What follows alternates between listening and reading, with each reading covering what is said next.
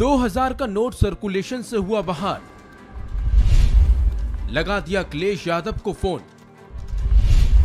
खजांची की मां ने क्यों किया ऐसा? 2000 का नोट लिए बैठे इस बच्चे का नाम है खजांची। ये वही खजांची है जिसका जन्म 2016 की नोटबंदी में हुआ था।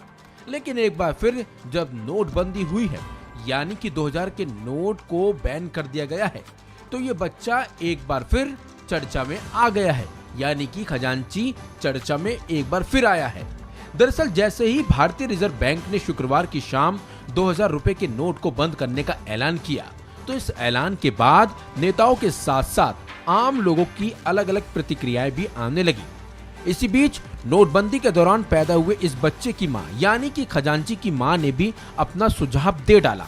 बल्कि खजांची की मां सर्वेशा ने प्रतिक्रिया दी और कहा कि सरकार इसका ध्यान रखेगी, लाइन में लगी सभी गर्भवती महिलाओं को विशेष सुविधाएं दी जाए, जिससे उन्हें मेरी जैसी परेशानी ना मिल सके। बल्कि खजांची की मां ने अखिलेश यादव को फोन तक मिला दिया। 8 नवंबर 2016 की रात तो हर देशवासी को याद ही होगी, जब देश के प्रधानमंत्री नरेंद्र मोदी ने रातों रात 500 और 1000 के नोट बंद करने की घोषणा की थी। इस घोषणा ने हर किसी की रातों की नींद छीन ली थी। बल्कि दूसरे दिन ही बैंकों और एटीएम के सामने जनता की लंबी लंबी कतारें भी लगी हुई थी।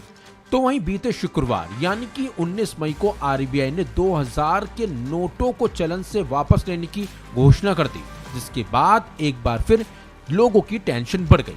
हालांकि आरबीआई की तरफ से साफ साफ कहा गया है कि नोटबंदी 2016 जैसी नहीं है, क्योंकि 2000 के नोट पिछले 4 महीने तक वैध रहेंगे और 30 सितंबर तक इन नोटों को बैंकों में एक्सचेंज भी किया जा सकेगा। अब आपको ये भी बताते हैं कि आखिर खजांची का जन्म कैसे हुआ था और क्यों खजांची की मां ने केंद्र सरकार को इस तरह का सुझाव दिया है।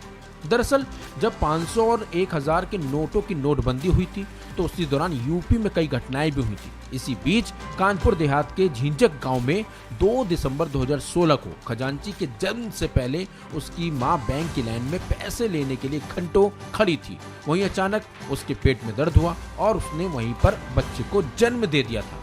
इसके बाद विपक्षी पार्टियों ने जमकर मोदी सरकार पर निशाना भी साधा था। सबसे ज्यादा दिलचस्पी इस मामले में तत्कालीन यूपी के मुख्यमंत्री अखिलेश यादव ने ही दिखाई थी।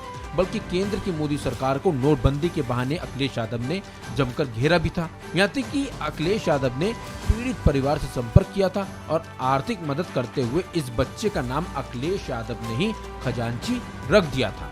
हालांकि लोगों को साफ साफ आरबीआई समझा रहा है कि 2000 के नोट पूरी तरह से बंद नहीं हुए हैं, बल्कि 2000 के नोट वैध रहेंगे और 30 दिसंबर 2023 तक इन्हें बैंकों में जमा कराया जा सकता है।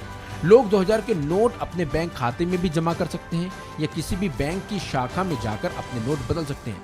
लेकिन 2016 की नोटबंदी की तरह इस बार भी इस पर भी राजनीति गरमाई हुई है और लोग भी टेंशन ले रहे हैं। लेकिन आरबीआई ने साफ कर दिया है कि 2000 के नोट अभी पूरी तरह से बंद नहीं हुए हैं, बल्कि वो वैध हैं।